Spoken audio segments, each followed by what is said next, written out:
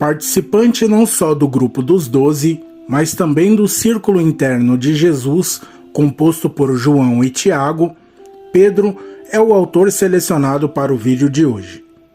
A primeira carta de Pedro, na realidade, foi escrita por Silvano, ainda que seja composta pela essência e propósito do apóstolo.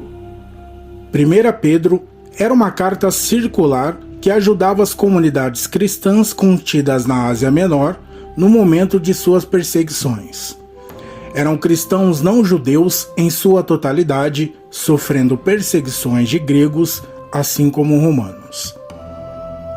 O destaque desta epístola é o sofrimento como parte do testemunho cristão.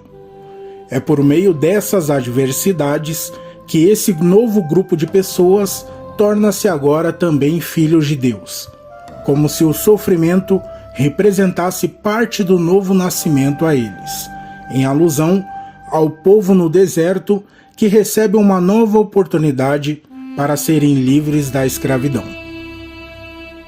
Assim como o povo no deserto, que teve uma preparação designada por Deus para que houvesse a sua partida do Egito, esses cristãos gentios também devem estar cientes que esse processo de perseguição e fuga servirão não só para alertá-los sobre a sua verdadeira morada, que é o reino de Deus, como também servirá para mantê-los constantes no caminho da salvação. Pedro saúda ao povo escolhido do Senhor que se encontra exilado por meio de sua carta, onde compartilha motivações e ilustrações dizendo: vocês são os eleitos de Deus, o povo do novo êxodo. Fica exposto nesta carta que Pedro utiliza muitas narrativas do Antigo Testamento de maneira a ilustrar e incentivar os cristãos não judeus exilados. Antes, para a sobrevivência do povo escolhido, usava-se o sangue do Cordeiro Pascual. Agora, o próprio sangue de Jesus Cristo, que é o Cordeiro de Deus, será o responsável pela proteção desses cristãos, chamados por Pedro por escolhidos do novo êxodo. Pedro se mostra consciente da perseguição, considerando-a inaceitável.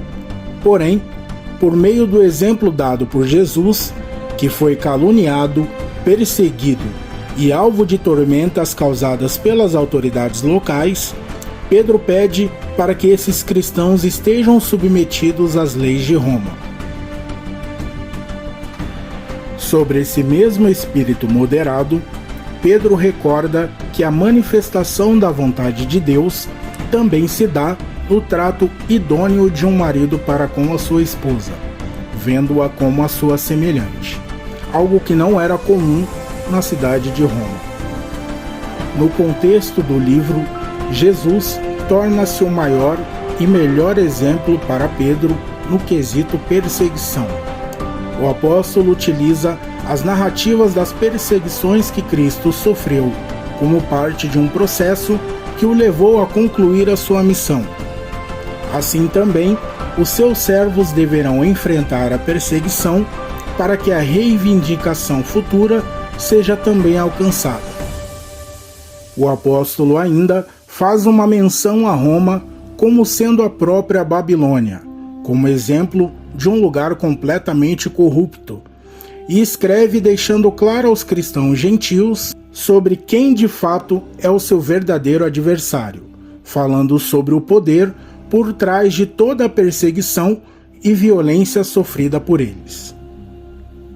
A mensagem em 1 Pedro concentra-se no processo vivenciado pelo povo de Deus no deserto e em fatos ocorridos na antiga aliança a fim de encorajar os cristãos exilados, assim como também a utilização da pessoa de Cristo como principal exemplo de vitória em meio à perseguição e ao sofrimento.